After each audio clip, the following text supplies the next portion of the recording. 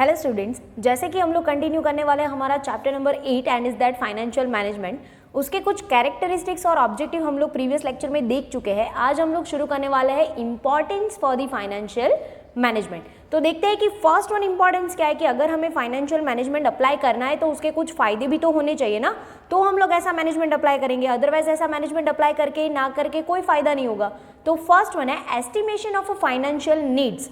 अगर हमें कहीं पे भी बिजनेस में कोई भी इन्वेस्टमेंट करना है या फिर कोई भी नया काम शुरू करना है तो फर्स्ट स्टेप हमारा क्या होना चाहिए कि हमें ये पता होना चाहिए ना कि हमारी ज़रूरतें कितनी है और हमें कौन सी जगह पे कितने पैसे चाहिए। इट मीन्स कि फर्स्ट हमें क्या करना पड़ेगा, फाइनेंशियल नीड्स को एस्टिमेट करना पड़ेगा। और ये काम सबसे अच्छा कौन कर सकता है, फाइनेंशियल मैनेजमेंट। उसमें देखते हैं, it's estimate the requirement of a long term capital, यानी कि ये मतलब हर तरीके से एस्टिमेशन लगाएगा कि हमें कितना कैपिटल चाहिए जो लॉन्ग टर्म के लिए चाहिए होगा, कितना कैपिटल चाहिए जो शॉर्ट टर्म के लिए चाहिए होगा, कौन से डिपार्टमेंट के लिए कितना कैपिटल जाएगा। ये सब कुछ एस्टिमेशन करने की मतलब टोटल रिस्पॉन्सिबिलिटी किसकी होगी, तो कि फाइनेंशियल मैनेजमेंट की होगी। क्लियर। फिर सेकंड में एक्वायरिंग द फाइनेंस, यानी कि हम लोगों ने फर्स्ट डिसाइड कर लिया कि चलो हमें नीड्स है, इतनी नीड्स है, फिर वही नीड्स को सेटिस्फाई करने के लिए हमें फाइनेंस को एक्वायर भी तो करना पड़ेगा ना।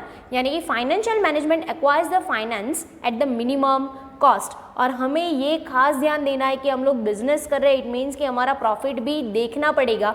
और प्रॉफिट कब देखेंगे, जब हमारे एक्सपेंसेस, हमारी कॉस्ट मिनिमम होगी तब। तो इट मीन्स कि हम लोग जब भी फाइनेंस अक्वायर करेंगे, कहीं से लाएंगे फाइनेंस, तो हमें ये देखना है कि हमें कम से कम प्राइस उसके लिए पे करना पड़े।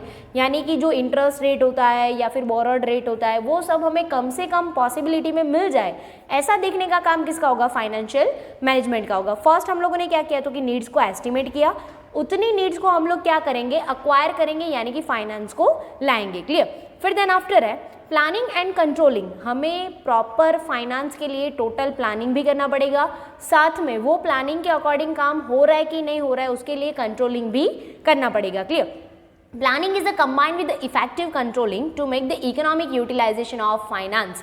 यानी कि हमें अगर फाइनेंस का मैक्सिमम यूटिलाइजेशन करना है तो प्लानिंग भी चाहिए और साथ में कंट्रोलिंग भी चाहिए। क्योंकि मैक्सिमम यूटिलाइजेशन करना है तो हम लोग पहले प्लानिंग प्रिपेयर करेंगे कि भाई चलो इतना पैसा है वो हम लोग ये डिपार्टमेंट में ये काम के लिए दे रहे हैं। फिर साथ में ये भी देखना पड़ेगा कि भाई हम लोगों ने इतने पैसे अलाउ किए हैं तो क्या हमें उतना आउटपुट मिला कि नहीं मिला। इट मीन्स कि हम लोग अगर पैसे दे रहे हैं तो ये भी चेक करना हमारा रिस्पॉन्सिबिलिटी है कि उसके हिसाब से हमें आउटपुट यानी कि रिजल्ट भी मिलना चाहिए। और ये सब कुछ कौन देखेगा, फाइनेंशियल मैनेजमेंट। क्लियर। फिर नेक्स्ट वन है डिस्ट्रीब्यूशन ऑफ अ फाइनेंस, यानी कि जो हम लोगों ने प्लानिंग किया है कि भाई ये डिपार्टमेंट के लिए ये जाएगा, ये डिपार्टमेंट में इतना रेशो देंगे, इतने काम के लिए हम लोग इतना फंड अलोकेट करेंगे, तो ये रेशो भी कौन डिसाइड करेगा, फाइनेंशियल मैनेजमेंट। क्योंकि उसको फाइनेंस के रिलेटेड सबसे ज़्यादा पता होगा कि ये काम का इतना इंपॉर्टेंस है तो ये काम को, ये डिपार्टमेंट को हमें इतना फंड अलाउ करना चाहिए। क्लियर। फर्स्ट ऑफ ऑल हम लोगों ने क्या किया था, साथ में रिमेंबर करते जाते ताकि पॉइंट्स रिमेंबर करने में आपको इजी रहे। पहले हम लोगों ने एस्टिमेट किया नीड्स को, फिर उसके रिलेटेड फाइनेंस को अक्वायर किया, फिर देन आफ्टर उसके रिलेटेड हम लोगों ने प्लानिंग एंड कंट्रोलिंग किया, और फिर वही प्लानिंग और कंट्रोलिंग के हिसाब से क्या किया, डिस्ट्रीब्यूशन ऑफ फाइनेंस किया। Clear. It's a distribute the finance among the different departments in a such a way that every department get adequate finance। हमें यहाँ पे ये खास ध्यान देना है कि हम लोग इक्वालिटी के बेसिस पे हम लोग कभी भी फाइनेंस को अलोकेट नहीं करेंगे। क्योंकि ज़रूरी नहीं है कि सारे डिपार्टमेंट की रिक्वायरमेंट, सारे डिपार्टमेंट का इंपॉर्टेंस, सारे डिपार्टमेंट की नीड्स सेम ही हो। तो इट मीन्स कि जिसको जितना चाहिए इंपॉर्टेंस के हिसाब से उतना फाइनेंस हम लोग उसको डिस्ट्रीब्यूट करेंगे। क्लियर। नेक्स्ट वन हमारा है मेंटेनिंग लिक्विडिटी। मेंटेनिंग लिक्विडिटी का मतलब क्या होगा गाइस, सो कि हम लोगों को जितना कैश चाहिए उतना हमारे हैंड में हम लोग अरेंज कर सकते होने चाहिए। और ये कैसे पॉसिबल हो सकता है, तो कि कैश फ्लो के कुछ स्टेटमेंट है, कैश बजट है, ये सब कुछ मेंटेन करना पड़ेगा ताकि हमें हमारा जो रियल सिचुएशन है बिजनेस का वो पता चले और उसके हिसाब से हम लोग हमारा जो कैश है वो कैश ऑन हैंड मेंटेन कर पाए। क्योंकि बिजनेस में कभी भी सर्टेन नहीं होता है कि भाई कितना कैश कौन से टाइम पे कहाँ पे रिक्वायरमेंट होगा।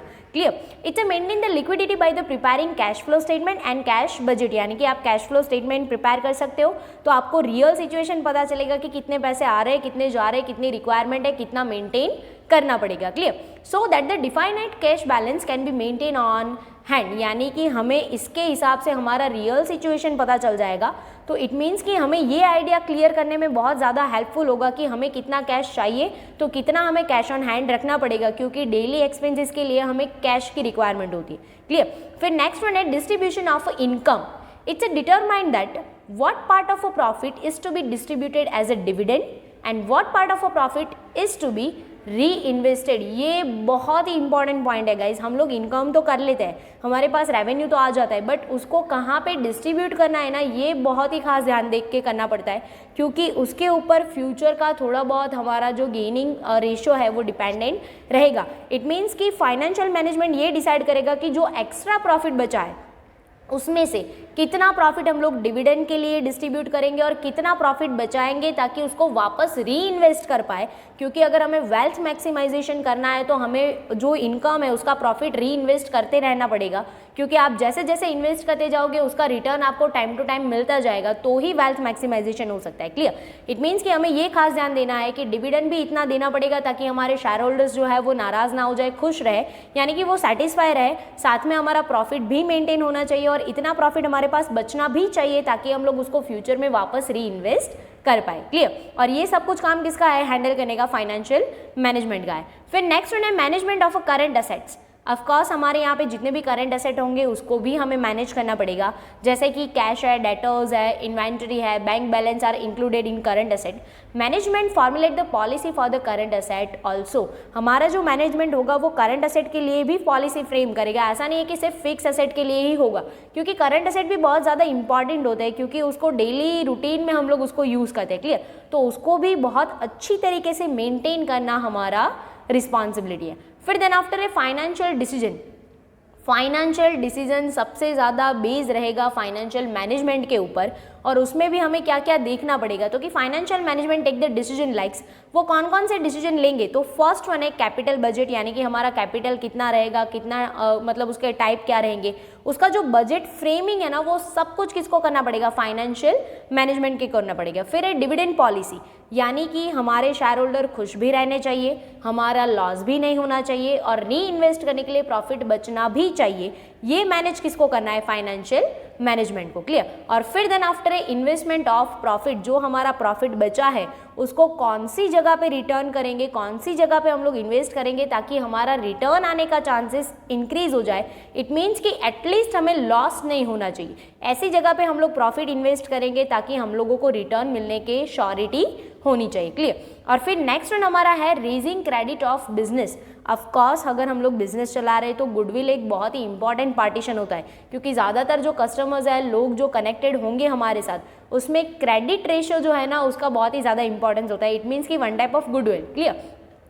Financial management play the important role for the development of business. अगर हमें हमारा बिजनेस जो है उसको राइट तरीके से, अच्छी तरीके से डेवलप करना है, यानी कि इंक्रीज करना है, वाइड करना है, तो उसमें फाइनेंशियल मैनेजमेंट का बहुत ही ज़्यादा इंपॉर्टेंस रहेगा, क्योंकि आप बिजनेस में कोई भी छोटे से छोटा या फिर बड़े से बड़ा काम करोगे, पैसों के बगैर कुछ भी नहीं कर पाएंगे। Clear. Management generate the financial facilities so salary and payment can be made in time. Management ऐसा मतलब प्रॉपर मैनेजमेंट करेगा ताकि हमारी जो सैलरीज है, किसी को पेमेंट करना है तो वो टाइम टू टाइम हो सके। इट मीन्स कि उन लोगों के दिमाग में हमारा क्रेडिट कैसा जाएगा गाइस, बहुत ही अच्छा जाएगा, कि ताकि उन लोगों को ऐसा लगे कि भाई चलो ये बिजनेस, ये कंपनी के लिए हम लोग काम करें तो हमारा टाइम टू टाइम सैलरी हो जाता है, हमारा पेमेंट भी हमें टाइम टू टाइम मिल जाता है, तो वो मतलब हमारे ऊपर ट्रस्ट ज़्यादा करेंगे। क्लियर। तो ये हो गए हमारे importance for the financial management. एक बार रिवाइज कर लेते हैं ताकि आपको पता चले कि उसको कैसे रिमेंबर करना है।